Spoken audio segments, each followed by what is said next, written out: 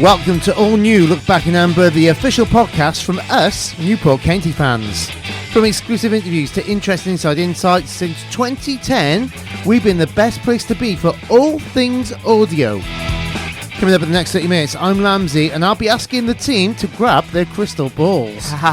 I'm Luke, and I've got the comings and goings so far in the transfer window. I'm Steve, and I've got the lowdown of all the pre-season matches, especially our return to Rodney Parade yesterday. Never miss 8. Please subscribe to the podcast or make sure you listen live at the brand new time of 2 p.m. Woo! We're here on a Sunday and 7 p.m. on a Wednesday after all League 2 home matches. Right here, right now. Newport City Radio. It began on the 4th of July. When we had the gaffer in, it was really good, wasn't it, guys? Yeah, it was phenomenal. So you need to go and listen to that one to be right in front of everything this season. Brilliant interview. He is frank. He is forthright in his views, as you would expect from GC. It continued yesterday in the media area, in the compete with all three of us. I know. Yep. It was a look back in Amber takeover. That was lovely.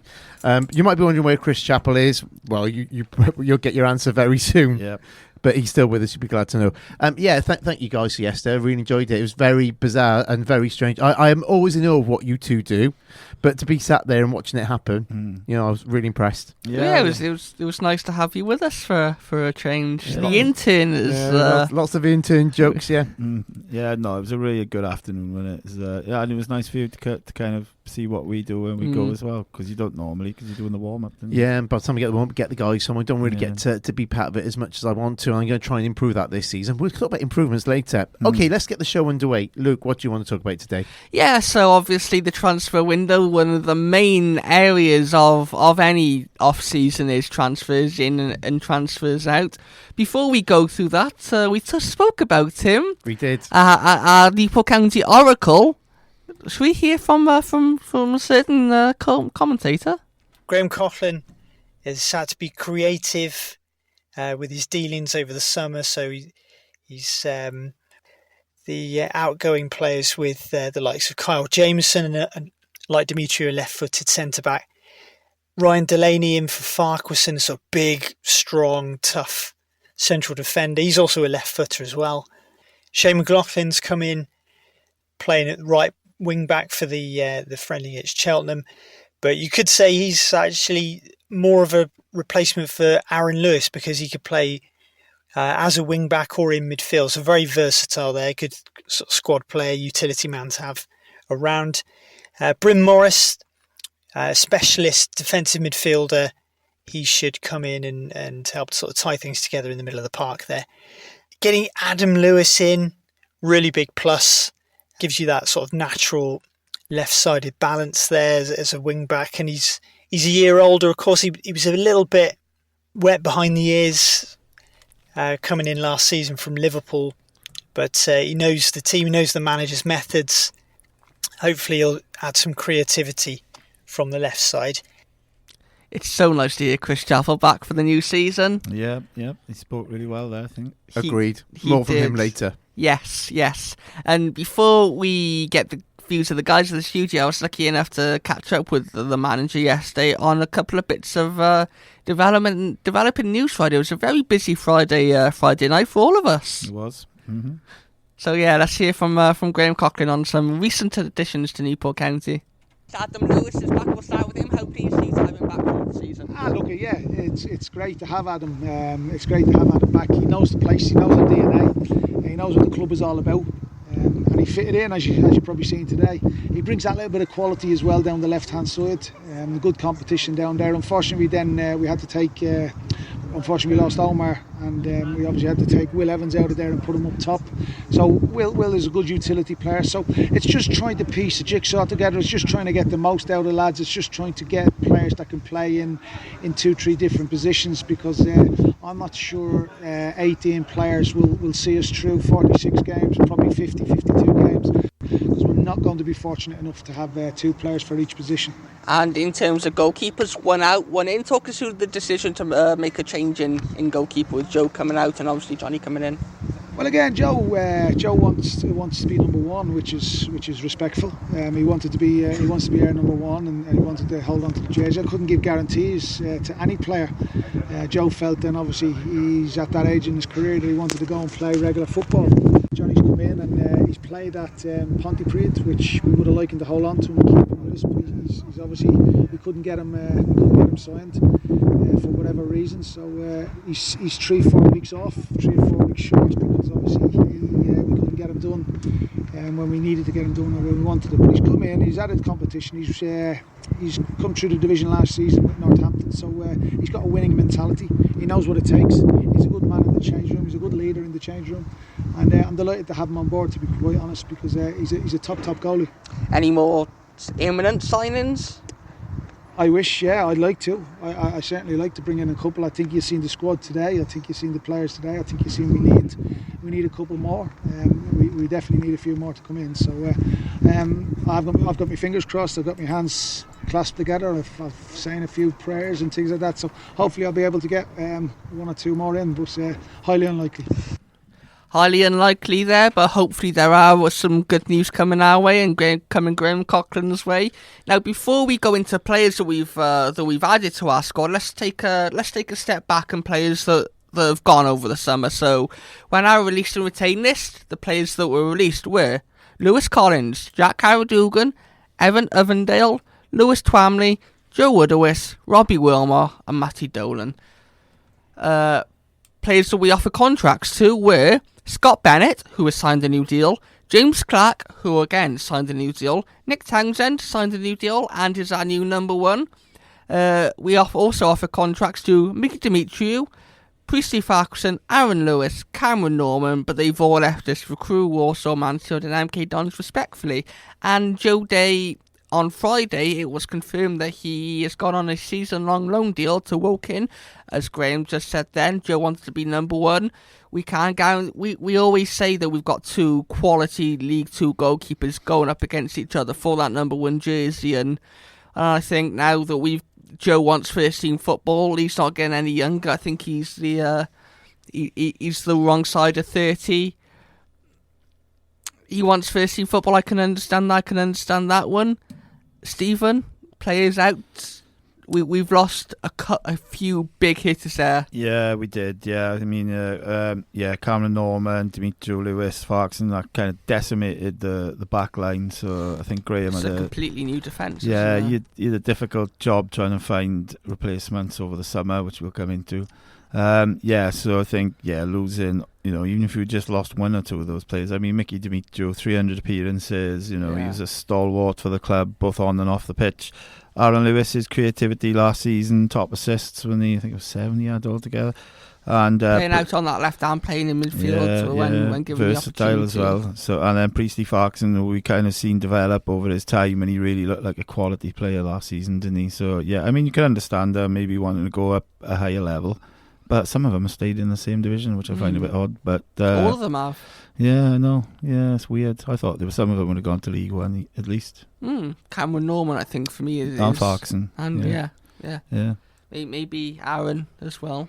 Lamsie, for you, a couple of big hitters there. How were you surprised by any of those leaving Newport County? Yeah, definitely. So I think we already kind of said on previous editions of Look Back in Amber that we expected Priestley to go. Yeah. I think we did. Luke's looking strange. And Stephen saying yes. Did we? Yeah, I thought he'd go. I thought he'd stay. I thought that he said himself that he's got a lot to owe to Newport County. Gave him his debut. Gave him a chance in the AFL.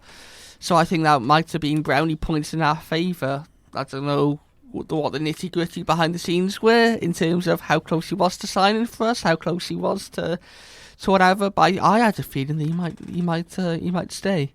Yeah, the Mickey thing was a bit confusing for me because I think it was kind of expected. Newport County captain, and he was in the studio with us. Seemed to be really enjoying his time with County. Managers seemed to respect him as well. But maybe it was just that time. There was an interesting thing on Twitter where I think Mickey's wife put up a tweet saying that they might be moving, and it was kind of like, oh no, he's going, and oh no, he isn't, and then and there was a lot of confusion there. It had to be sorted one way or the other, and I think. You never know. I've asked you guys to get your crystal balls today. The one thing that we can't predict is what season would Mickey... Well, we're going to find out because he's playing for Crewe, isn't he? But what season would he have had under Newport County? Would he start coming off his game a little bit? We don't know. And maybe we'll never know. But yeah, I'm a little bit surprised with Mickey going, but certainly the rest I think is fair game. But I'm in as much shock as you two are. The fact that they haven't progressed up leagues, they've stayed where they are. So yeah, for me, I can understand why fans were really feeling kind of underwhelmed at that point. And then the transfers came in. Yeah. They did, yes. Well, just quickly before we talk about transfers in, on Mickey, I think 7 years at one club, that's a long time in football, and I think he might want a bit of a new challenge. Free transfer as well. It was a bit of a bargain, to be honest, wasn't it? Yeah, well done. All of them were free transfers, so all of them were bargains. One of the best things Graham Wesley ever did. Oh yeah, into the club, yeah. Well, you spoke about new signings. So far we've signed Johnny Maxted, goalkeeper, on a free from Morecambe. Ryan Delaney from Morecambe from North. Johnny Maxted was Northampton, sorry. Ryan Delaney was from Morecambe, both on free transfers. Carl Jameson came in on a free from Tranmere Rovers. Josh Seabury came in following a trial. He was previously at Shelbourne in the League of Ireland. Adam Lewis, who we know is quality, came back to us on a season-long loan from Liverpool. Matty Bonswell, another left wing back, is in on loan from Newcastle. Bryn Morris came in on a free from Grimsby. Nathan Wood came in on a free from Stevens' neck of the woods, Penabont. He did, yep. Good breeding ground for talent, that is. Yep. Radio talent as well. I know. Shane McLaughlin came in on a free from Salford City, and Seb Palmer-Holden, who scored yesterday to get off the mark for Newport County, albeit in a friendly, is in on loan from Bristol City. So, going to go to Lamsie first. We know how much quality we've lost over the summer with the likes of Mickey going, Cameron Norman, Aaron Lewis, and that defence has almost had to be completely rebuilt. How good of a job have we done rebuilding that defence? Well, I've tried my best to read all the Absolutely Katie blogs that have been coming out recently, just to try and stay on top of your great work, Luke. So I haven't got a full picture of what's happening. The things that strike me, first of all, the obvious one, Adam Lewis coming back is genius. And what a great bit of business. And I'm so pleased to have him back as well. We'll talk about yesterday's game later, but a lot of what I thought came out of what I saw yesterday. So Adam Lewis is obvious. Really, really keen to see how Bryn Morris fits in, because he's experienced. So how experienced is he? How good is he? We're about to find out, I think, because I think he will be in the first team for the first match. Yeah, he played really well yesterday. I was impressed with him. I think so. Again, I mean, I'm straying into the territory that we want to talk about later, but you've got that there. Johnny Maxted just happened Friday night, so we kind of like, again, fresh. How much of a challenge will be for it? Because, again, you spoke about earlier, 2 class goalkeepers for Newport County. That makes it difficult for the reason that we've just seen. One of them wants to play football and has left on loan. I get that. How good is Johnny Maxted? Will he be able to push Nick Townsend in the same way that Joe Day did? I don't know, but I would hope so. It's looking pretty positive. The manager spoke about him and said he's up there. So is he? Have we still got 2 quality number ones? Yeah, I think so. I think Johnny Maxted. I don't think he's played that much the last couple of seasons, but he's got over 100 appearances in the league, so he's got the experience as well that we need as well. It's not like we've signed a young goalkeeper. No. We've got a goalkeeper with experience, so he can kind of step in. Matty Bonswell came on yesterday. I thought he looked like a handful. Yeah. So to see, I'm interested to see whether Matty. He had a lot of energy yesterday, and I want to see whether that energy is controlled energy that can actually turn into some quality play. Because not long to see him on there yesterday. And I think also we'll talk about Seb Palmer-Holden a little bit later as well, because there's a bit that I'll probably, the guys will tell you about later. But my first half opinion might have changed during the second half of that one. Yes, it did. Yeah, it did. So I'll be honest about it. So we'll talk about that a little bit later. But I haven't gone through everybody that you've listed there, but they're my first thoughts on the new signings. Okay, Stephen, same with you. Same question I asked to Lamsie. We obviously know the major rebuild that's had to be done, and our back line losing 3 or 4 key players. Have we rebuilt good enough for you? Well, yeah, I was a bit worried at the start of the season, but as the signings have come in, we've got 10 now, which I think is really, really good. I think he's done a really, really good job rebuilding that defence. I think McLaughlin coming in, he looked really good yesterday. He's got Delaney, who looks a unit, got experience at Bolton, Wimbledon and Rochdale as well as Morecambe.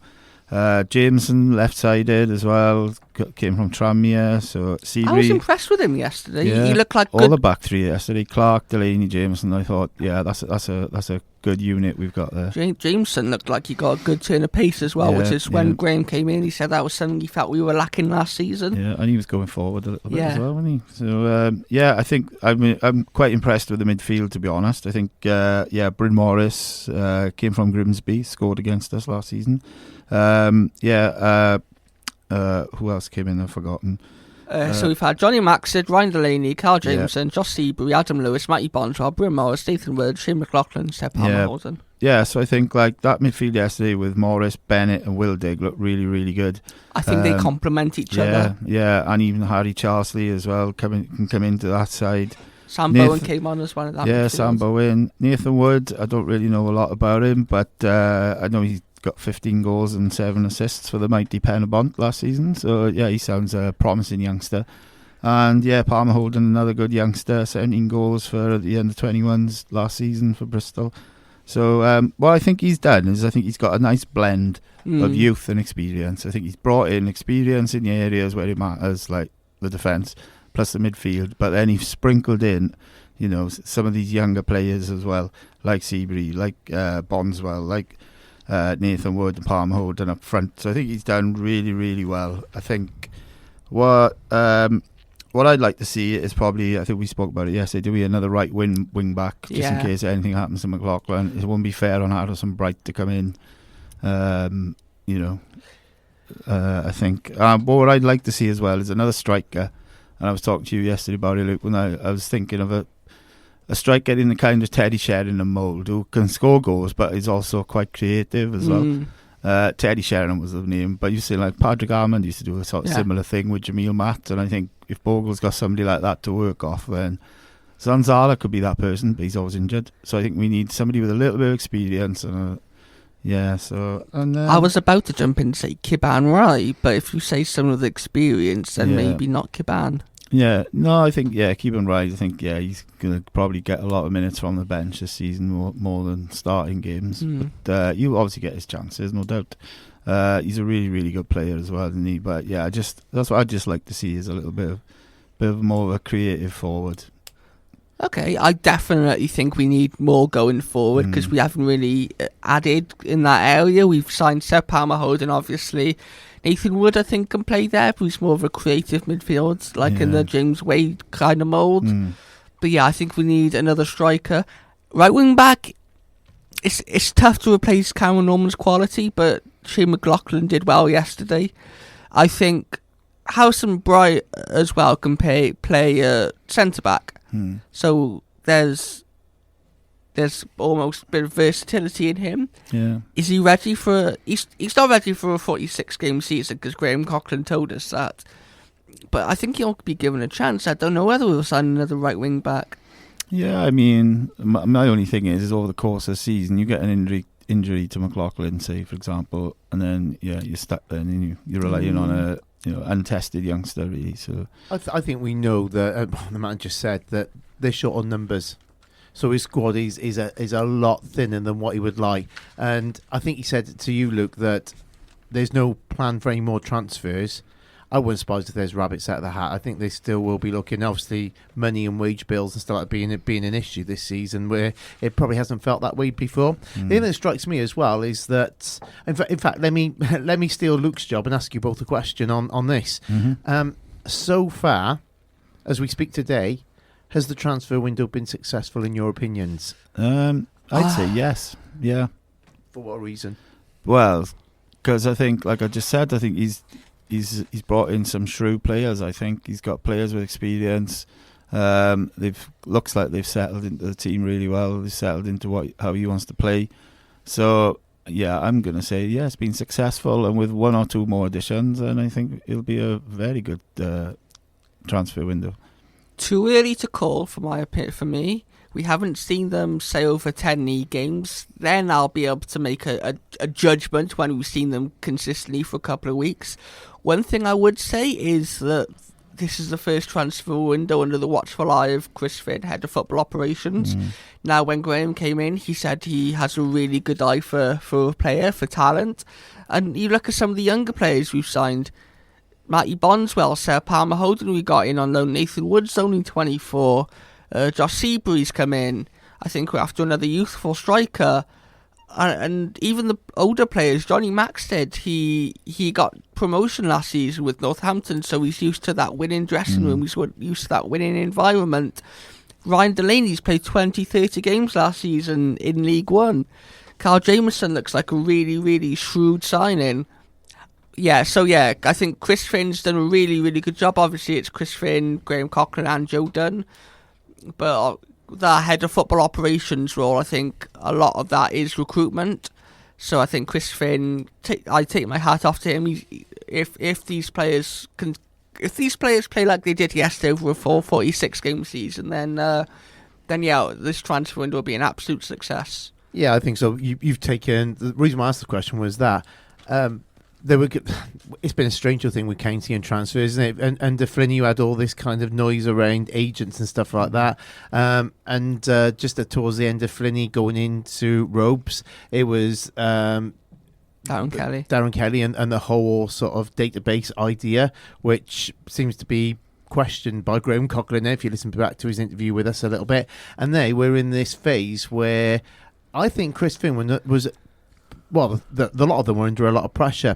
I think they've delivered. Yeah, definitely. Couldn't agree more. I think Chris Finn could have been our greatest signing, hopefully. Yeah. Thanks, guys. Right here, right now. Newport City Radio. So let's have a look at the pre-season friendlies so far. But before we talk about it, yes, you're the opinion of Graham Coughlin? It was definitely deliberately, the fixtures were put together where we had first three games, Pontypridd, Aki and Sheffield were put together so we could get that bulk of work into us the day of the game, the day before the game, and we could go into them games fatigued. When you go into them games fatigued, you actually have to concentrate more, you have to organise more, and you will get fatigued over the course of the season. So that's the reasons for training the day before a game and giving them games. We then went into the Bristol Cities and the Swansea games. Now they were games that we didn't really see much of the ball, and they were deliberate. They were defensive organisation, defensive structure. It was trying to press, it was trying to get after players, top quality players who don't give the ball away, and not a lot of turnovers. We were up against quality, so that was the purpose of that. And then obviously we come away from that with the Oval, which was system for system, man for man, and today was the same. So yeah, it was structured, it was organised, but you could see a big difference in the lads' performance today than we did from the other 5 or 6 games, and that again has to be on my head because I worked them the day of the game, I worked them the day before the game on the previous pre-season games, and we came off them obviously the last 48 hours, and you can see that freshness. So I think they're at a level now where their fitness is good. The pre-season has been really hard for them. If anything, we will probably be one of the fitter teams in the league, and I think we have to be quite honest. But they're a great bunch. I say this since I've walked through the front door. They're a great bunch, and as I say, between the players, the management staff, and the supporters, we've got a massive challenge ahead of us, and we need to be together on it. All three of us, all 3 sets of players, management and supporters. We all need to be together and realise what we're going into this season. Yeah, thanks very much for that, Graham. So I'm just going to go through quickly the results. The first game is the annual friendly against Undy, where Newport won 4-0. Bryn Morris got his first goal for the club. James Waite scored. Keeman Wright got 2. They then played Pontypridd. They won 2-1. McLaughlin got his first goal for the club. Sam Bowen got a goal as well. And then they went up to Sheffield and lost 1-0. Then they played Swansea City in a behind-closed-doors friendly and lost 5-0. Then they played Bristol City in a behind-closed-doors friendly and lost 8-0. And then they went to Yeovil and lost 2-0. And then yesterday, obviously, they drew with Cheltenham 1-1, which we'll come on to. So I'll come to you, Mr. Lamsdale, first. What's your assessment of pre-season so far? Brilliant. So I know there's a lot of noise around Katie not winning the last couple of games. Let me take you back to what Graham Coughlin inherited. So fitness levels were not where he wanted them to be. Yeah. Everyone's different. That was as you walking in. Also, he felt that confidence was low. Mm-hmm. So why was confidence low? Because they were losing games. Okay, we'll come on to that in a second. And then mental fitness. So I think he's tried his best to address that. So fitness is something that can be done from day one. He's had a whole pre-season with this squad now, and the fitness levels will be where he wants them to be. Yeah. So that's big tick, yeah. In terms of confidence, well, that will grow. But you have to make sure that you're in that's the last piece of the jigsaw, really, because mentally they've got to be prepared for what they've got. And by him playing higher league teams towards the end of it and carving out kind of good, well, not so much good performances, but putting yourself against that, hopefully when you come across fellow League Two sides, you'll be prepared, you'll be ready mentally. I like what he said, I don't know if you guys heard it, but he's talked a lot about tiring them out before the matches, so to make sure that they're mentally tired and fatigued, so they know what to deal with in pressure situations, and that can only stand them in good stead against a League Two side, where hopefully that will carry them through and they'll start getting results from the first game of the season, and that will then breed confidence. So it's a triangle. The fitness, I think we can take for a given. The mental bit, I think we can clearly see he's working on to get to the third point of the triangle, which is confidence. Yeah. So, Luke Lewis, my learned friend, what's your assessment of pre-season so far? You said then it's structured. I think, as you quite rightly said, I think he's tried to target different areas, whether that be mental fitness, whether that be physical fitness. Because, we've seen two teams play. I think it was against Dundee and Pontypridd, and then we've seen a couple of changes against Sheffield and whatnot. But I think the two fixtures that stand out for me are the Swansea and Bristol City games. Two championship sides, two local championship sides who put 13 goals past us. Yeah, I mean, Bristol City have put goals on quite a few teams. They have. So you can't really... So, I don't think we should feel too downhearted about that one. I think they put 6 past Swindon. Yeah, they put a few 7, past Swindon. So, I think it's good to test loads of different sides of your team. You've got where you're going to be in possession for a lot of the games, maybe against the Undies and the Pontypridd, where they're doing the chasing for 90 minutes, and then you've got games against Bristol City and Swansea, like I just said, when you're the ones doing the defending for 90 minutes. So I think I'm going to say it's a positive pre-season, despite the 13 goals conceded to the two sides, like I just mentioned, and losing 2-0 to Yeovil and losing 1-0 to Sheffield. I think that I'm hoping that he's got everything. When he sat down with the guys and planned this pre-season, I'm sure this is what he wants to get out of it. Maybe not the results, but maybe if he's mentally fatiguing the players before the game and maybe physically fatiguing them as well, you're on a bit of a negative before you go into the game. Yeah, but you're not fully in. What I love about what he's done, that which Lamsie was saying as well, is because when you think about it, during a season when you're playing Saturday, Tuesday, you're not having a break, you're going to be fatigued. So what I love what he's done is he's preparing them for that, like you were talking about, Lamsie. Yeah, obviously we know the Christmas season is notorious. Saturday, Tuesday, and especially going into the back end of the season. Yeah, I get your point. I think it is a bit of a stroke of genius where, and we have played Saturday, Tuesday, we played Bristol City, then we played Yeovil, and then we played Cheltenham. That was all in the space of a week. So he's mentally fatiguing them, playing against higher quality opposition, and he's actually... we got a draw yesterday, and I think we played well, and he said that draw, that good performance, was down to them being mentally ready, mentally fresh, ready to go into that game. Just checking, but are we not about to go and play on a Saturday, Tuesday, Saturday? We are. Okay, just throwing it out there. Yeah. Just to sum it up, I think it's always difficult to judge results and things in pre-season because you're integrating new players. You've got a lot of trialists in your starting lineup and things, so you're not really you're not getting a good representation of the team.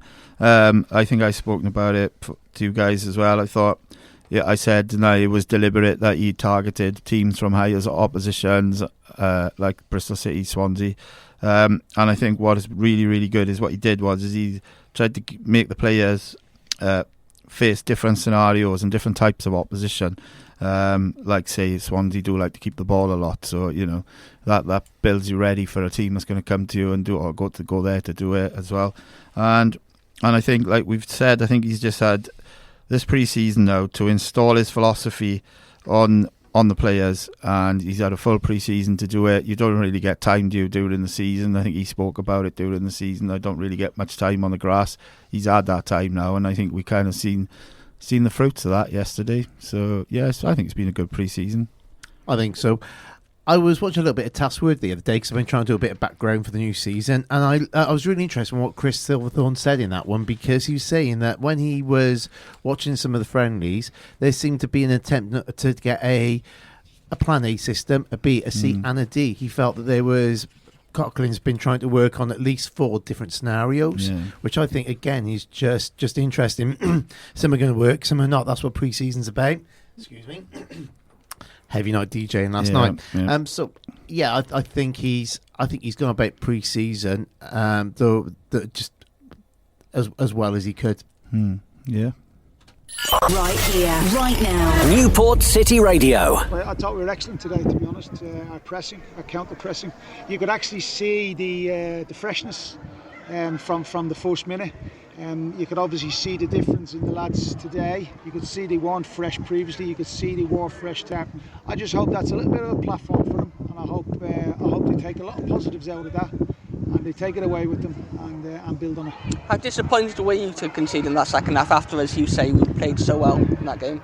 Well, you'll know me. I was really, really disappointed. I was angry. I was frustrated. The whole lot, all them emotions. But I've got to accept the blame, and I've got to accept it was my fault because I put 7-8 subs on there. So that's got to be down to me. And obviously, getting that organisation, that doesn't happen normally. I'm not sure we would have conceded that had we had the starting 11 on the pitch. That starting 11, is that an insight maybe to what we could see at Accrington? Is that at this stage, is that what you feel is best going into that game for the opener? No. You've said you've lost Omar Bogle going into today. What is that injury? Can you update us? He just picked up a little niggle. He picked up a niggle on a hamstring earlier on in pre-season, and then he picked up a little. We didn't risk him today. He probably could have played, but we didn't risk him. He picked up a quad in training yesterday. So, yeah, look, we've asked a lot and we've given them a lot, and some of these lads probably would not have worked and pushed themselves to the levels that I've asked them for and pre-season. Some of them haven't done a pre-season with me before, so they're going to feel niggles, they're going to feel pulls and strains, but we've come away from this pre-season hopefully now with just one Omar Bogle, just one player, and I think that's relatively positive that only one player has creaked over the course of pre-season, so that's positive. But we're hoping to get him back on the grass at some stage next week. Again, we wait on the medics and the medical department and see what they're saying. But we hope to get him back on the grass next week. But yeah, we have asked a lot of them, so I'm not surprised we picked up one player picked up a little niggle. Be available for Accrington? Was it too early to say? It'd be far too early to say, to be fair, given the injury was only yesterday. So we're hoping again, like I say, hands clasped together, prayers, and fingers crossed. We're hoping he'll be available. We're hoping he'll be available and get back on the grass at some stage next week. Maybe Accrington might come too soon for him, but we'll have to manage him. Again, like I say, it's a long season, so we don't want to risk him and put him at risk too early in the season. Okay, Newport Katie manager Graham Crocklin's steaming in there. I wasn't expecting him at that point, but it made sense because it went from what we were talking about into yesterday's game. We were all there. Stephen, what did you make of it? Yeah, well, I was really, really impressed with Newport County's performance yesterday. I think it was much needed, like we just spoke about, after all the other pre-season results. And I think, first half especially, I thought we were much the better side. Could have got a couple of goals from Adam Lewis and maybe Will Evans as well. I thought McLaughlin looked really good on the right. He was a threat. Adam Lewis taking set pieces, and and I think we outplayed Cheltenham in that first half. Unlucky to go in 0-0. Second half, again, I thought Newport were largely the better side, deserved to take the lead. Great for Seb Holden to get a goal. And then, they kind of... Cheltenham kind of started playing higher up the pitch. I mean, the goalkeeper was 3/4 of the way up his own half. I think you said from a corner if people came to get the ball here. Yeah, somebody does a David Beckham, we could see a goal of the season so far. And Cheltenham scored, and then I think the game kind of fizzled out then with all the changes and all that. But I think to hold a League One team to a 1-1 draw and feel unlucky to draw, I think it was a really, really good performance. Yeah, I echo your words there. I think, as Graham alluded to, that's the first time in a couple of pre-season games we've gone into it where we're not mentally fatigued, physically fatigued. We haven't trained on the day of the game. We haven't trained the day before the game. We're not too heavy anyway. But I think it was really positive. It was nice to see a few new faces. Rodney Parade, I think Carl Jameson, like we said, the defence played well. I think we were the dominant side, especially in that first half. Second half, Cheltenham came into it more, as you'd expect, as they tried to get back into the game. I thought Aaron Wilder continued where he left off last season. It was superb in that midfield, created the goal. Should have had another assist, but the goalkeeper came out well to make a really, really good save from a little flick Wildick made round the corner, round past the defender. I think going into that Accrington game now, there's plenty for Coughlin to learn from that game. But I think there's plenty of positives to come out of that game. Plenty of, hopefully, nice bit of confidence come into... Because as you said, holding the League One side at Rodney Parade is a really, really positive thing going into this new season. So overall, positive performance, positive result, and lucky not to win. I think if you're saying that against League One opposition, yes, albeit in pre-season, then I think good things are on the horizon. It's really interesting because he said, starting 11, you asked him, would that be the side to face Accrington? And he went, no. I think it might well be. I think that might be pretty much... Yeah, if Bogle's not fit, then I think team, Palmer and Will Evans. I thought Palmer and Will Evans did really well yesterday. I think Will Evans was brilliant to win like flick-on headers. And Palmer Holden, it'll come with, I think, over time. If he anticipates that Will Evans is going to win the ball a bit more, then he's going to get a lot more chances to kind of run at defenders and get goals. But I thought they were a good front two yesterday. I was impressed with those two. Yeah, as you raised it. I kind of thought last season Will Evans was running the bet a lot, but wasn't a lot of product to what he was doing. Yeah. And I don't know, I just felt that he was a bit more calmer yesterday, and he does need to build that relationship up with Seb. And I made the mistake of saying in the first half that I just didn't really know what Seb was doing there. Yeah. And then he went and scored. Yeah. So just before he scored, we were saying that both sides are not showing enough quality up front, and then Newport went and scored. So it happens, mate. It's okay. That's intern for you, isn't it? I want to talk about two things with you both. First of all, the high press. I thought there was one yesterday, a very, very high press. So you mentioned it already, but isn't this a thing that has been plaguing Newport County sides for a good couple of seasons? I think we saw bits of it last season, didn't we? We've seen it under James Rowbury, but that's the way he wanted to play, would be the box two formation. And briefly, I think we saw it on times under Coughlin as well. So like we said, he's had the season now. We need to kind of get around how we were playing. You pointed out in the commentary, didn't you, how high we were actually playing? Because even like the back three were over the halfway line on some. So and then Cheltenham started to kind of do it as well in the second half. I think yesterday the two teams played similar starting lineups and formations, and I think that was deliberate as well, the way we played them, and we wanted to kind of face a team doing that as well, like to play out from the back, etc. So I thought you got to be careful. You could get caught quite easy. We've seen it before when we pressing too high, and you just need a good ball over the top, somebody running in behind, and you're through. We've seen it happen before in the past. So, but I thought yesterday was a brilliant performance. I got to be honest, I was well impressed. The other thing that I wanted to raise to you, because the intern spoke to the Padawan, which would be Luke in this example, who then passed it on to the master, that I think kind of put it right. So what I might have got wrong, I thought that we were playing a little bit too far over the left side. So I passed that information on to Luke. I think Luke mentioned it to you, and you had a great response to it, I think. I don't know whether you can remember what that response was. No. Or am I looking at the game the wrong way? I don't know. I can't remember. Yeah. It's from the podcast? Well, I think a lot of our play in the first half especially went down the right. And, McLaughlin getting crosses in. Adam Lewis was popping up at the back post. And we saw that last season doing with Cameron Norman popping up on the back post. I think a lot of play as well will now go through the left-hand side as well, with Adam Lewis on that side as well. So we've got a threat from, down both sides of the pitch, so I think that's a really positive. When Bogle's there to get on the end of them, then hopefully you reap the rewards. Okay, very quick 1 or 2 word answer, because you have to say their full names. Man of the match for you yesterday. I'll go Luke. Ooh, Alan Wardig. McLaughlin for me. I'll go McLaughlin too. Yeah. We've got a Coughlin and McLaughlin. And a McLaughlin. Yeah, it's going to be so much fun this season, isn't it? Yeah, it will be. Yeah. Okay, so that's wrapped up everything that we need to be up to date. Now, look back in Amber is going to look forward in Amber. Let's hear from the mighty Chris Chappell. My initial feeling, my gut feeling is one of concern, unfortunately. The financial situation and the loss of big players, 4 key players really from the team at the end of the season. Big plus as well, having Omar Bogle there. Suffered from injuries over the summer. Hamstring and a quad problem, but obviously 17 league goals last year, including 8 in his last 8.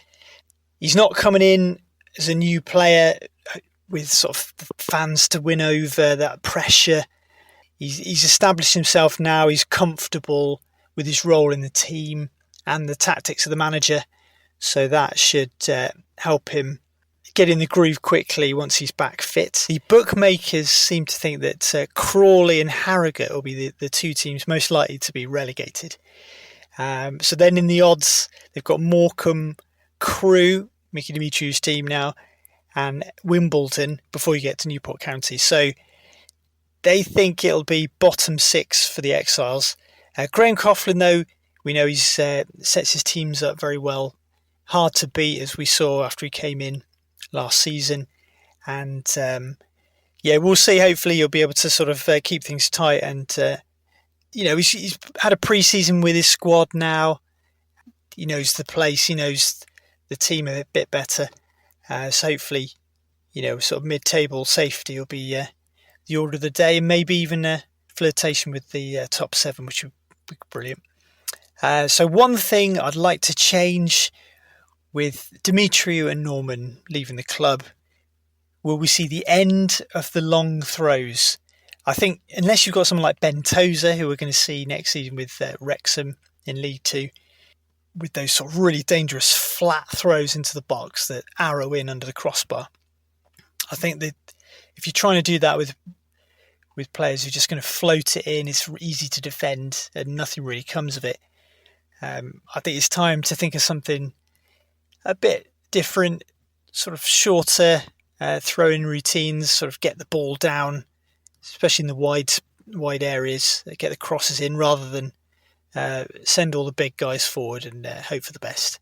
So that's one thing that we may see, hopefully a change from the previous seasons, having Tozer and Dimitriou fling them in from wide as soon as the ball goes out, and getting the towels out. Looking forward to the new campaign. See you guys for the Charlton game next week. Cheers. There we go. Chris Chappell, fantastic. Really good summary there. Yeah, Stephen, and he got a Madonna reference and a Hard-Fi reference in there as well. Well done, Chris. I know he's missed our demographic in terms of radio on the one, and he's really smacked it right in the right place on the other with that one. Okay, predictions then. So, Stephen, where will Newport County end up this season? Well, I think I think the start is going to be key. I think we need a really good performance and maybe a good result at Accrington, and then an even better home performance, get a win, get off the season to a good start. So I think the start's going to be vital. I think we'll finish maybe between 10 and 12th. Okay. Yeah, I nearly did a Charlatans reference there. Between 10th and 11th is an album. Never mind, I'm going off on one. Yeah, so I just think it depends a lot on Bogle being up and firing from the off, but he's injured at the moment, so that might not happen. I think, a couple of more signings, and I think it'll be interesting to see how we do. Like we've said, Graham's had a full pre-season, so I don't think we'll be facing relegation, but I don't think we're going to be challenging for promotion either. Luke? I've written down here 12th to 15th, but weighing up everything we've spoken about even this afternoon, I think we'll finish top 12. I think we'll finish in the top half of the table. Which is odd because, as Chris rightly pointed out, some of the predictions and the pundits and the bookmakers are having us down the bottom end of the table. I think I've seen one or two predictions have actually said we're going to finish 23rd and get relegated this season. I don't think that's going to happen. I think that's delusional, in my opinion. I think that we've got enough. Yes, we've lost key players, but we've replaced them. Lucky yesterday. The defence, as we said, was solid enough. Nick Townsend is really, really good, number one, with a winner behind him and someone who will push him, who will be great in the dressing room. Coughlin, over the full season last season, or during the time he was in, was 9th from his period. So I think we're going to finish in the top half of the table. Yeah, I agree. And I'll tell you why I think we're going to be probably top half pushing.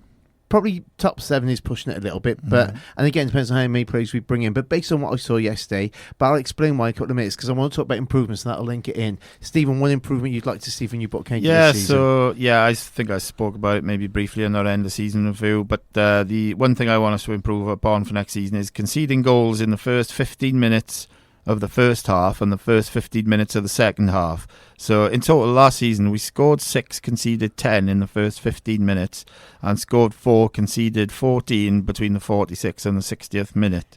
At home we scored 2 and conceded 6 in the first 15 minutes and scored 2, conceded 7 in the 46th minute. So because what was happening is conceding early, you're kind of up against it from the beginning. Or you get yourself into a good space in the first half and then you go and kind of ruin it at the start of the second half. So that's kind of the one big thing that I want us to change next season. Luke? Home form. Simple as that. Home form. I think we've spoken about it numerous times on this show. Last season, Rodney played in the league, played 23, drew 6, won 6, drew 7, lost 10, 25 points.